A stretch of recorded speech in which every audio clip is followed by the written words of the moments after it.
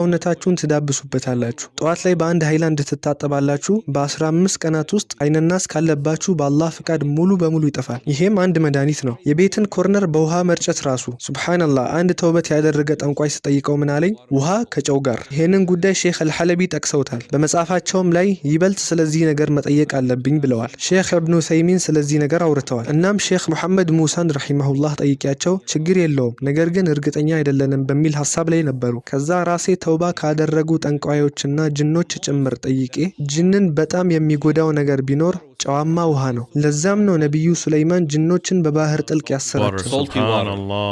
ስለዚህ ጨዋማ ውሃ ላይ ቀርታችሁ ቤታችሁን እርጩት። ሌላው ደግሞ በሂንድ ሀገር ሂንቲት የሚባል ቅመም አለ።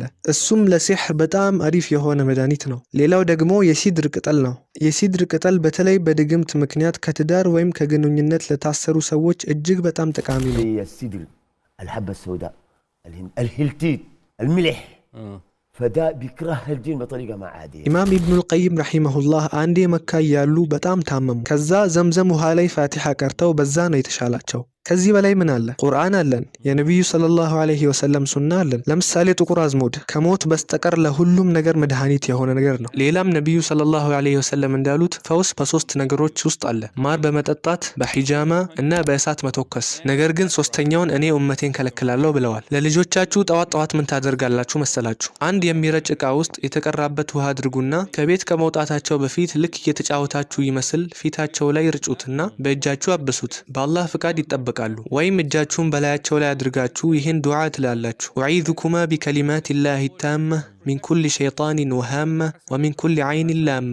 ነቢዩ ሰለላሁ ዐለይሂ ወሰለም በሐሰንና ሁሴን ላይ ያደርጉት የነበረው ይህንን ነው። ነቢዩ ሰለላሁ ዐለይሂ ወሰለም እንዳሉት ለሁሉም በሽታ መድኃኒት አለው። ነገር ግን ይሄ ሁሉ እንዲሰራ ዋነኛው መስፈርት በአላህ ላይ ሙሉ እምነትና ተወኩል መኖር ነው። ልጆች ላይ በተለይ የመንፈስ ጅን የሚባሉት ሊጠጓቸው ይችላሉ። እነዚህ ደረጃ 2 ላይ ያሉ ጅኖች ናቸው። በአለባማ ውስጥ የምትኖር አንዲት ልጅ ነበረች። ልጅቷ 7 ጅን ነበር የሰፈሩባት። ሁኔታዋ በጣም ያሳዝን ነበር። ማታ ራቁቷን የተነሳች ትዞር ነበር። ወላጆቿ በቪዲዮ ይቀዳዋት ነበር። ልጅቷ ከማይታዩ ፍጥረታት ጋር ታወራለች ምናምን። በቃ ወላጆቿ ግራ ገባቸው። ከዛ ከመዲና የተመረቀ አንድ ወንድም ይሄዳል። አከምካት፣ እኛ ሁላችንም ወደ እስልምና እንገባለን አሉ። እናም ወደ አመት ወሰደበት። እናም ልጅቷ ተሻላት። አልሐምዱሊላህ ሙሉ ቤተሰብ ወደ እስላም ተመለሱ። ስለዚህ ጅኖች ደረጃ አላቸው። አዋሚር፣ ከዛ ቀሪን፣ ከዛ ሸያጢን፣ ከዛ ዒፍሪት፣ ከዛ ማሪድ። ማሪዶች በጣም መጥፎቹ ናቸው። ማሪድ ማለት የጅን ጠንቋዮች ናቸው። የሚያደርሱት ጉዳትም ከፍተኛ ነው። አላህ ሂዳያ የሰጠው አንድ ጠንቋይ በግል የነገረኝን ታሪክ ልንገራችሁ። አንድ ሰው ላይ አንደኛ ደረጃ የሆነ ቀለል ያለ ጅን ይልክበታል። ጅኑ ሄዶ ይመለሳል። ይህን ሰው አላገኘሁትም ይለዋል። እሱም አላገኘሁትም ማለት ምን ማለት ነው? እኔ እኮ እዚህ ያየሁት ነው ይለዋል። የሆነ የሚጠቀሙት ትንሽ ኳስ ነገር አላቸው። ሰውየውን ባለበት ሆነው ማየት ይችላሉ። ጅኖቹ ያሳዩታል። አጠቃቀሙን ከቻሉበት መጠቀም ይችላሉ። በዚሁ አጋጣሚ ለልጆች የምመክረው ነገር ቢኖር የዲዝኒ ፊልሞችን አትዩ። ምክንያቱም አብዛኛውን የዲዝኒ ፊልሞች የተጻፈው በባለሙያ ሳሒር ነው። ካላመናችሁኝ አንድ ምሳሌ ልንገራችሁ። የሲንድሬላን ፊልም ሁላችንም እናውቃለን። ያቺ ጠንቋይ አሩጊት በእጇ ያዘችው እንጨት አለ አይደል? የሆነ የተናገረችው ነገር አለ። ሙሉ አረፍተ ነገሩን አልጨረሰችውም። ወላሂ የተናገረችው ቃል በቃል ሸምሰል መዓሪፍ ላይ ያለ ነው። ጅኖች ራሳቸውን ወደ ሌላ ነገር የሚቀይሩት በዛ ቃላቶች ነው። በፊልሙ ላይ ግን ቃሉን ሙሉ በሙሉ አልጨረሰችውም። ስለዚህ ይህን ስክሪፕት የጻፈው ሰው ስለዚህ ነገር በሚገባ ያውቃል ማለት ነው። እናም በፊልም አሳምረው ሊያቀርቡልን ይፈልጋሉ። ለዛ ነው ራሳቸውን ወደ ሌላ ነገር የሚቀይሩ ጅኖች ወደ ነበሩበት ለመመለስ የሚያስችላቸውን መተት ካላወቁ በዚያው በተቀየሩበት ቅርጽ ነው የሚቀሩት። ለምሳሌ አንድ ጅን ወደ እባብነት ተቀይሮ ተመልሶ ወደ ራሱ መልክ የሚመጣበትን መተት ካላወቀ እባብ እንደሆነ ነው የሚቀረው። ነብዩ ሰለላሁ ዐለይሂ ወሰለም እንዲህ ብለዋል፣ በቤታችሁ ውስጥ እባብ ካያችሁ በአላህ ስም 3 ጊዜ እንዲወጣ ተናገሩት። ከወጣ ያ እባብ ጅን ነው። እኔ ራሴ በአይኔ ይህን አድርጌ አይቻለሁ። እባቡ ቀጥ ብሎ ወጣ። እሺ ካልወጣስ? ያኔ መግደል ትችላላችሁ። ጅን ቢሆን እንኳ መግደል በምትችሉበት አካላዊ ቅርጽ ላይ ነው ያለው። አለበለዚያ ግን ጅን ከሆነ ሳይነካችሁ እንኳን ሊገድላችሁ ይችላል። በሰሒህ ሙስሊም የተዘገበ አንድ ታሪክ አለ። አንድ ጊዜ አቡ ሰዒድ የሚባል ሰው አቡ ሰዒድ አልኹድሪይን ለመጠየቅ ወደ ቤታቸው ይሄዳል። ከዛ ቤቱ ሲደርስ አቡ ሰዒድ አልኹድሪ እየሰገደ ነበር። እስኪጨርስ ቁጭ ብሎ መጠበቅ ጀመረ። ቁጭ ብሎ እየጠበቀ ባለበት ሰዓት በቤቱ ጥግ በነበሩ እንጨቶች መካከል ድምጽ ይሰማል። ዞር ብሎ ሲያይ ትልቅ እባብ ያያል። ሊገድለው ዘሎ ተነሳ። ከዛ አቡ ሰዒድ አልኹድሪ እየሰገደ ነበረ። በእጃቸው እንዲቀመጥ አዘዙት። ከዛ ተመልሶ ተቀመጠ። ከዛም አቡ ሰዒድ አልኹድሪ ሰግዶ ሲጨርስ አንድ ታሪክ ነገሩት። ከኛ ከአንሳሮች መካከል አንድ ወጣት ነበር፣ አዲስ ሙሽራም ነበር። እናም ከነብዩ ሰለላሁ ዐለይሂ ወሰለም ጋር የኸንደቅ ዘመቻ ይሄዱ ነበር። እናም ይሄ ሰው አዲስ ሙሽራ በመሆኑ እኩለ ቀን ላይ ከነብያችን ፍቃድ ወስዶ ወደ ቤቱ ይሄድ ነበር። እናም አንድ ቀን አስፈቅደው ነብያችን ፈቀዱለትና ይሄ ወጣት ወደ ቤቱ ተመለሰ። ልክ ቤቱ ሲደርስ ሚስቱን ውጭ ያገኛታል። ምን ሆንሽ? እስቲ ግባና የሚጠብቅህን እንግዳ እያለችው። ልክ ቤቱ ሲገባ ምንም ያክል እባብ አልጋው ላይ ተጠቅልሎ ተቀምጧል። ከዛም ይሄ ወጣት በእጁ ጦሩን እንደያዘ ነበረ። በጦሩ ወጋው። ከዛም እባቡ መልሶ ሰውየውን አጠቃው። ከዛም ይህንን ያዩ ሰዎች ከሁለቱ ማን ቀድሞ እንደሞተ መለየት አልቻልንም አሉ። ሁለቱም ወዲያውኑ ሞቱ። ይህንንም ለነብያችን ሰለላሁ ዐለይሂ ወሰለም ሲነግሯቸው ነብያችን ምን አሉ? በመዲና ሻሃዳ ያዙ ጅኖች አሉ። ከነሱም አንዱን በእባብ ተመስሎ ቤታችሁ ውስጥ ካያችሁ ለ3 ቀናት እንዲወጡ አስጠንቅቋቸው። ከወጣ ጅን ነው፣ ካልወጣ ግን ግደሉት፣ ያ ሸይጣን ነውና አሉ። ነገር ግን ይሄ ቤት ውስጥ ሲገኝ ነው። ውጪ ላይ ለምሳሌ ጫካ ውስጥ ወይም በረሃ ላይ ሲታዩ ወዲያውኑ ነው የሚገደሉት። ነገር ግን በሌላ ሐዲስ እንደመጣው ሁለት እባቦች ወዲያውኑ ይገደላሉ ቤት ውስጥ ቢገኙ።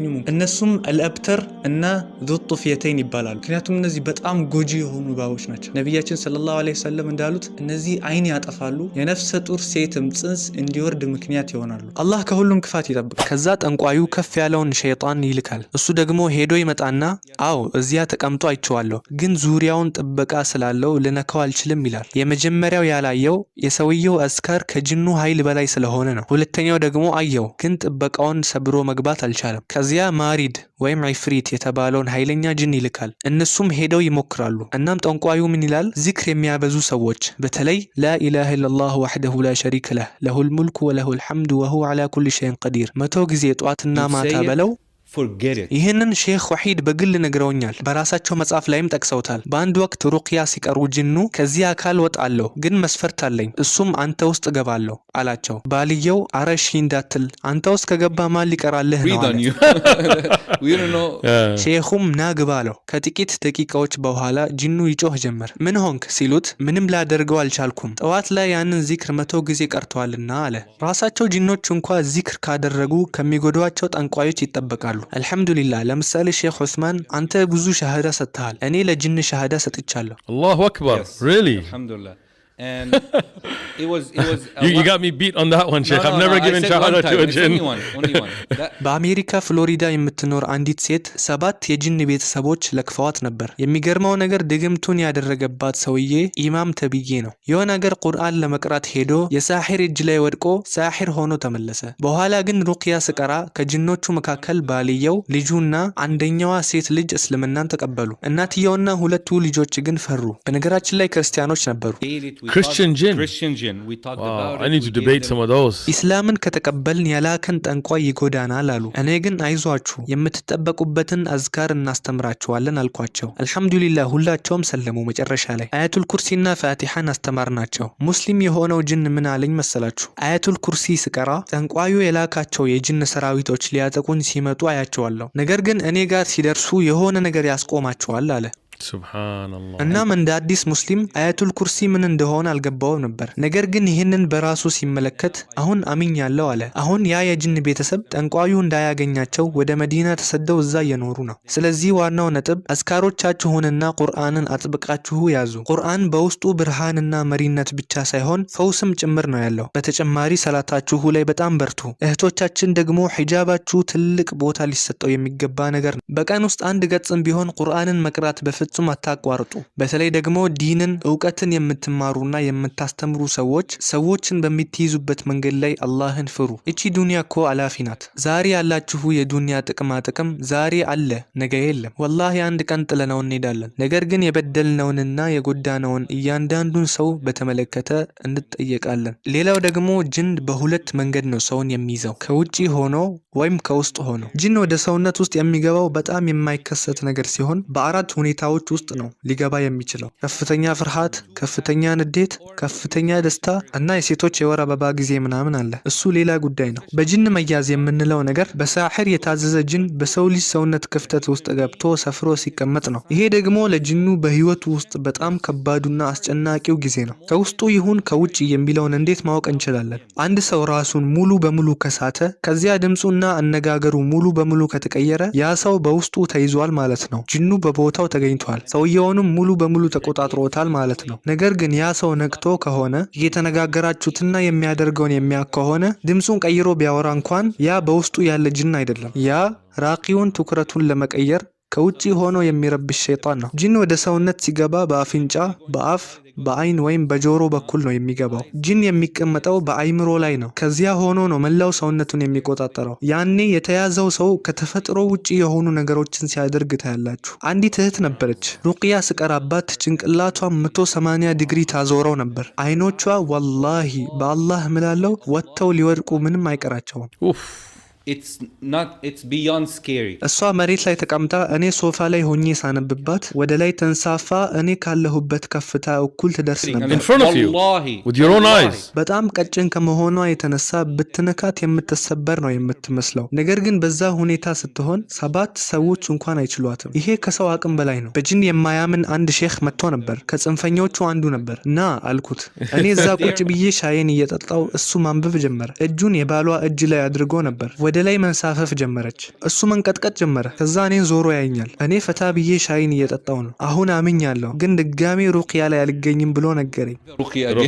Scary stuff, man. It is. በመጨረሻም ሼክ አማር ለራቂዎችና እንዲሁም ደግሞ ሩቅያ ፈልገው ለሚሄዱ ሰዎች አንዳንድ ምክርን ሰጥተዋል። ምክራቸውን ሰምተን እንጨርሳለን። በዋነኝነት በዚህ ዘርፍ ላይ ለምትሰሩ ሰዎች ወይም ይህን ዘርፍ መማር ለምትፈልጉ ሰዎች መጀመሪያ ቅንነት ይኑራችሁ። በዛ ላይ ያገኛችሁትን አጅር በወንጀልና በስህተት አታጥፉት። እቺ ዱንያ እንድታታለላችሁ አትፍቀዱ። ሰውን እያከምኩ ነው ብላችሁ የበላይነት ስሜት ራሳችሁ ላይ እንዳይመጣ ነገሩን ለአላህ ብላችሁ አድርጉ። እናም በደንብ ተማሩ። ቁርአንንና ሱናን ተማሩ። አልሐምዱሊላህ በእነዚህ ውስጥ ሁሉም ነገር አለ። ዲናችን አንድም ነገር አላስቀርም። እናም ትዕግስተኛ ሁኑ፣ ነገሮችንም በሚገባ ፈጽሙ። ነቢዩ ሰለላሁ ዐለይሂ ወሰለም የህክምና እውቀት ሳይኖረው ሰውን የሚያክም ተጠያቂ ነው ብለዋል። ሰዎችን በኤሌክትሪክ ሾክ አታርጉ። ሰው እስኪሞት ድረስ አትደብድቡ። ሰውን አትነቁ። ወደ ሰው የምትጠጉት በጣም ስትቸገሩና አማራጭ ስታጡ ብቻ ይሁን። ያኔም ቢሆን ግን ሼክ እንትና ካልደረሰልኝ አለቀልኝ ብላችሁ አታስቡ። እኛ ሁል ጊዜ የሚያስፈልገን ቁርአንና ሱና ብቻ ነው። ስለዚህ ማንም ሰው በእናንተ እንዲጠቀምባችሁ እድል አትስጡ። ዙሪያችሁን እዩ፣ ጠይቁ፣ የሰዎችን ዲን መርምሩ፣ ምን እንደሚሰሩና እንዴት እንደሚኖሩ ተመልከቱ። አልሐምዱሊላህ አላህ ማስተዋልን ሰጥቶናል። እውነትን ከሐሰት መለየት እንችላለን። ነገር ግን በሽታዎችንና ምልክቶችን ለይቶ ለማወቅ የግድ ያንን እውቀት ያገኘ የተወሰነ ሰው መሆንን ይጠይቃል። ለምሳሌ እኔ ሳይኮሎጂ አጥንቻለሁ። ለምን ጊዜህን አጠፋህ ልትሉኝ ትችላላችሁ። ግን በፍጹም የጊዜ ማባከን አልነበረም። ወደዚህ ዘርፍ የምትገቡ ከሆነ አዎ ግድ ነው። ሳይኮሎጂን በሚገባ ማወቅ አለባችሁ። የአይምሮ ህመም፣ የውጭ መንፈስ ወይም የሲህር ጥቃት እንዴት እንደሚለያዩ መለየት የሚችሉት ያኔ ነው። ስለዚህ በዚህ ነገር ላይ በጣም ተጠንቀቁ። ያም ሆነ ይህ አልሐምዱሊላህ በእጃችን ላይ የአላህ ኪታብ አለ። እሱ ደግሞ ብርሃንና ለሁሉም ነገር ፈውስ ነው። በሰማነው የምንጠቀም ሰዎች አላህ ያድርገን። አላህ ከሁሉም ክፋትና በሽታዎች ይጠብቀን። አላህ ከሲህር፣ ከአይንናስ፣ ከሁሉም ነገር ከሁሉም ክፋት አላህ ይጠብቀን። እንግዲህ በእነዚህ 3 ቪዲዮዎች በጣም እንደተማራችሁበት ተስፋ አረጋለሁ። ቢያንስ አንድ አዲስ ነገር እንደወሰዳችሁ ሙሉ በሙሉ እርግጠኛ ነኝ። እናም ሰብስክራይብ ያላርጋችሁ ሰብስክራይብ አርጉ። ያስር ሰይፈዲን ከእናንተ ጋር ነበረ። በቀጣዩ ቪዲዮ እስክንገናኝ ድረስ ፊ አማኒላህ